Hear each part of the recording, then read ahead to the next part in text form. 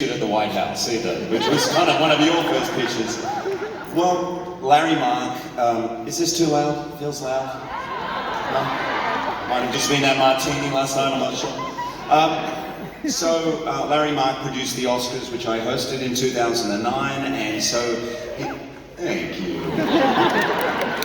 So, I wasn't fishing, by the way, but, so he came into my office and said, you know, the whole world, a lot of the world knows you as Wolverine, and I think now you've done the Oscars, people know that there's another side to you, we should do something, and I got this idea, and he had this massive coffee table book about circus and Barnum. And I was like, yeah. So, what do you think? And he goes, well, let's do a musical about Barnum. I was like, all right. Honestly, in my head, I'm like, yeah, sure, whatever, like, sounds like a good idea. We pitched it to Fox. Fox said, yeah, great, write a script. The script came back in 6 months and it was really good.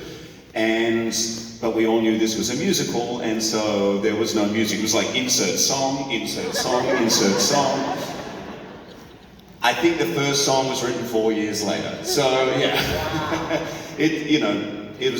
for me it seemed like a good idea. I thought it was a 10% chance this movie ever got made, at best. So something about when he decided to actually do the movie. He was in and then out a bunch of times. What was the moment when you fully committed? He says he remembers there being a dramatic moment when Michael Gracie, the director, flew to Australia to pitch you new material. Again, this is a weird idea for a movie, you guys. So I can't. I don't know if I've talked about this a lot, but I you was can't say yes until the songs are there. Right. And by the way, Justin and Benj, who you guys all know and love, dear were not in at the beginning. So the original idea was we were going to have modern music, so we'll get like a greatest hits of different writers, Pharrell, Macklemore Lewis, whoever, to write different stuff. Actually, Ryan Lewis did write that beat at the beginning of the first song. That's Ryan Lewis.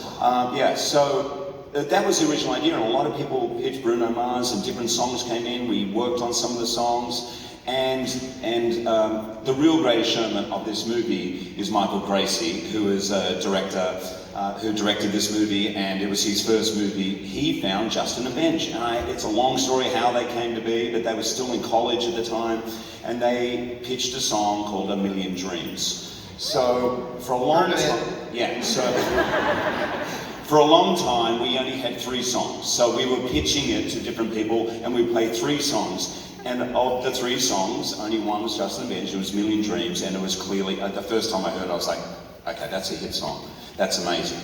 So then we had other people, and then other music came in, and then before you know it, they had 2 songs. Then they had 3 songs, and then we had 8 songs, of which they had 4, and before you knew it, they were writing them all. But I was in and out because I just didn't think we worked together on the story and the music, and it wasn't until Justin and Benj really got the whole thing and they took it over that I was like, and this was 5 years in, and Michael Gracie had spent 5 years trying to get this movie made. I'm amazed, I didn't know it was his first movie. It was his first movie. That's insane for this to be someone's first movie. So I met him on I was doing a commercial. Sorry, this is going to break up, and I came out pregnant 45 minutes later. And I was so nervous because Michael's one of my best friends, and he'd worked so hard, and so I told Deb, I said, Deb, can you just leave the hotel room? So she's waiting outside in the hallway. I was almost crying, going in. It was like a breakup. And I came out, and we're hugging. Deb's like, that's the best breakup I've ever seen. I said, no, we're breaking. So let's talk about the production of this film, because these musical numbers are just absolutely tremendous. Did you workshop this like you were workshopping a show? Yeah. Like how do you get that level of cohesion, that kind of cast? We did so many workshops. We did workshops with the most incredible cast. I mean, I had Cynthia Erivo, Aaron Tveit, there was Sutton Foster, you name it. We had the best of Broadway coming in and working with us on this material. People were so generous and so incredible. Michael would film everything. We actually filmed the entire thing in like hallways and wherever we were, so he cut the entire film together before we shot one frame, which I'd never seen done before. So, and all the numbers he would choreograph and shoot, because he wasn't sure, even when we were pitching it to the studio heads, we were in a room with a piano and drums, and he was like, I don't trust that they're going to really know what it's going to be. They're not going to hear it, they're not going to see it. So we were at that final pitch. We had singers, he had a massive screen above our heads. It was the oddest thing because we were doing the entire show live in a room, but the whole audience there, which was all money people, were just looking at the screen like this, because the entire thing either had artwork or the choreographed, cut together piece. So it was more than workshop. It was so well done because he just knew that the people needed, the money people needed to see it. There hadn't been an original musical in 23 years at that point. So, yeah. It's a really smart thing to do. Rob Marshall does that. I learned that from Marshall on Tick Tick Boom, of like, you rehearse it like it's a show. And so, there's not a moment you haven't touched by the time cameras are rolling. So that you're making the movie and you're making the movie. And the other great thing about that is people ask me all the time, will this go live? Will there be a live show? And is that your question? I'm going to take that as encouragement, but I always say I really hope so, because when you're in a room, even if it's like a rehearsal room and you're pitching, if it works. And some things can work on film that don't work in a room. This works in a room. So I just know that whatever that feeling the film gives will happen. No joke. The finale is no joke. Come Alive is no joke. From Now On has its moments. So hard. From Now On. We were talking backstage about how every song Hugh sings so low at the beginning. Like it's always like, ladies and gentlemen, I drink champagne with kings and queens. But it's so he can go up on the chorus and go up the aisle. Because when you work with Justin and Benj, you're going up, so I was enjoying the bell.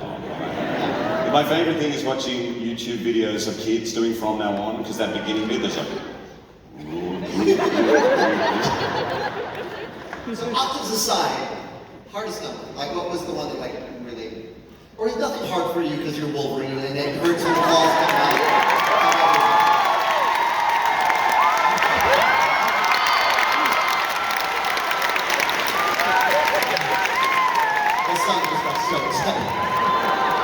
I'll come back to you with that. I'm ruminating, because basically they're all hard for me. And then I also want to talk about because it comes out Christmas and it does okay. Let's be honest. Officially the second worst opening of a wide release of any movie in Hollywood history. The second worst. I feel bad for whoever was I know to see it, but that's my musical theater bubble. You don't know this. You haven't had a bomb, so you don't understand this.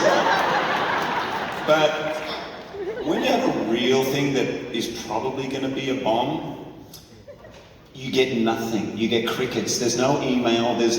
When you get nothing, like sometimes you'll get what do the critics know? They know nothing. You are this and that. But when you get zero, you're like, oh, we're in real trouble. And it was Christmas. So people say, well, it's Christmas. People are on holidays. I'm like, not in Hollywood. They're not on holidays. Not at Christmas. So it sort of just... But then a remarkable thing happened, which was you got the thing that no one can buy, which is everyone who left this movie said, you have to see this movie. And so the next weekend was bigger, and the next weekend was bigger, and then it's this massive hit. And here we are years later all ready to sing along.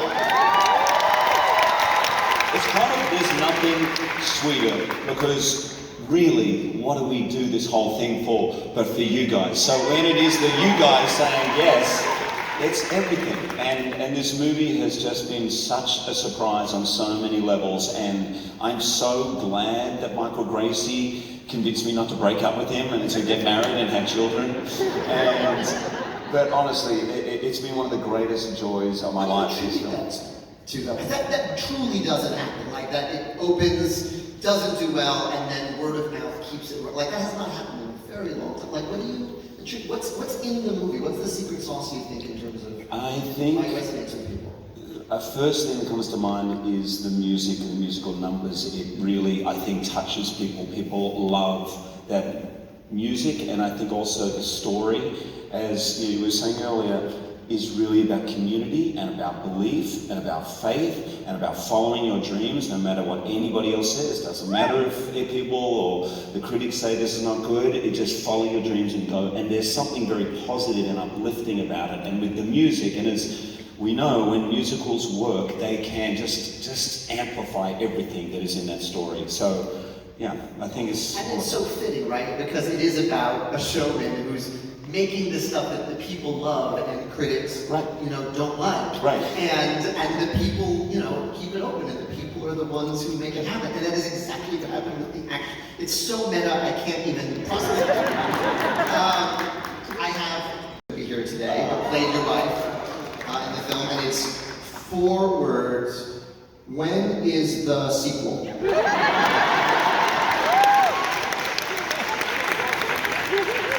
Good question. Good question. This one took out like 10 years? I'm looking at you like, you want to help us out?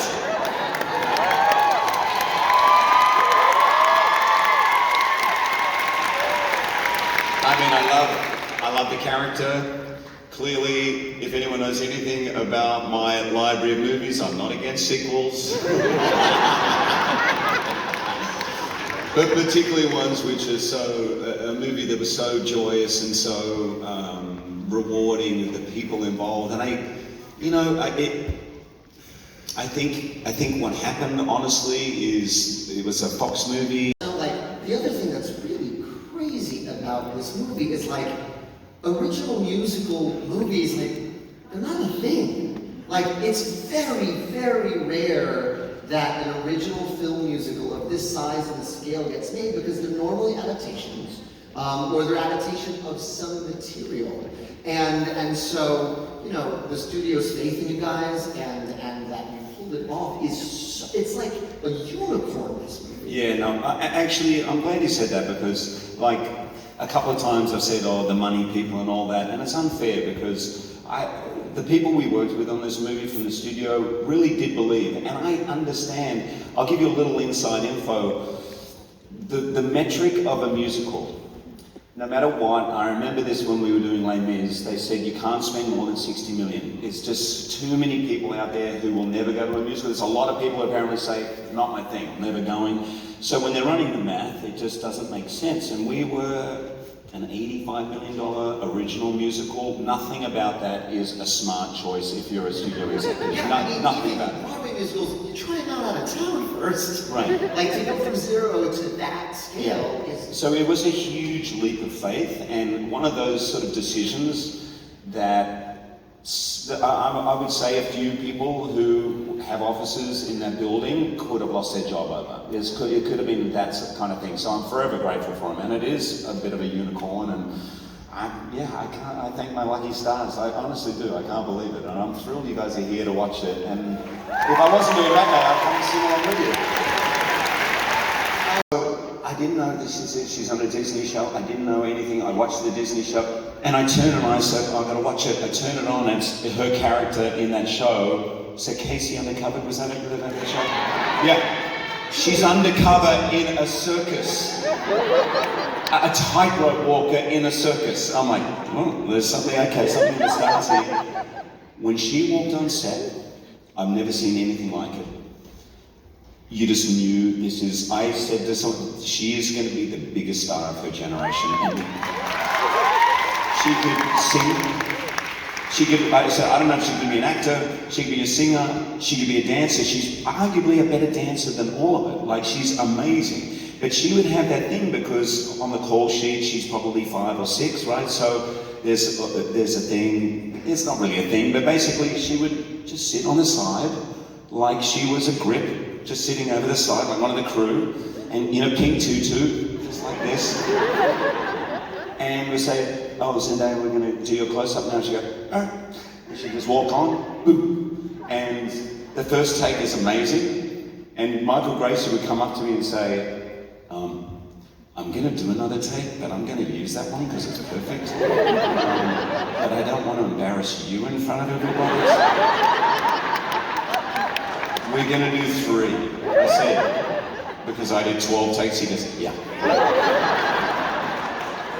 Every first take is just gold. Then the second is better. I've never seen anything like it. Anyway. It's really exciting when you see folks and you're like, oh, it's a star. I've been a star and the world doesn't know they're a star yet. Yeah, There's a star. exactly. Yeah, that's just fantastic. And then tell me a little bit more, because my favorite number is the other side. It was one of the first numbers that he had completely shot. So he shot it with doubles and aerialists and doing the whole thing. Oh, hang on, we're talking about the other side. Hang on, I'm getting confused. Yeah. No, I was thinking Rewrite the Stars. I was thinking I was on Z. The other side, Troy, man, that guy is just... That's another star. That's another Zendaya. Like, yeah, that guy. Anyway,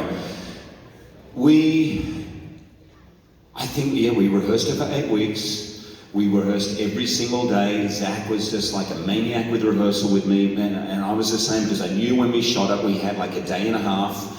And it was interesting, you know, when things are working, when the studio rang up and said, listen, I know we've shot it, but it's so good, we're going to give you another half a day just in case you want some other stuff. Yeah, that never happens. More resources, that never happens. But Troy is just, he's another unicorn. He's a complete star, and the whole thing was to do it. When it comes to unicorns, I think of you first. If you have not seen Hugh Jackman in The Music Man, please keep letting Pat go. It's so extraordinary. You and Sutton are just like unbelievable, and I cannot thank you enough for taking some time before your matinee. So please, everybody, give it up for the great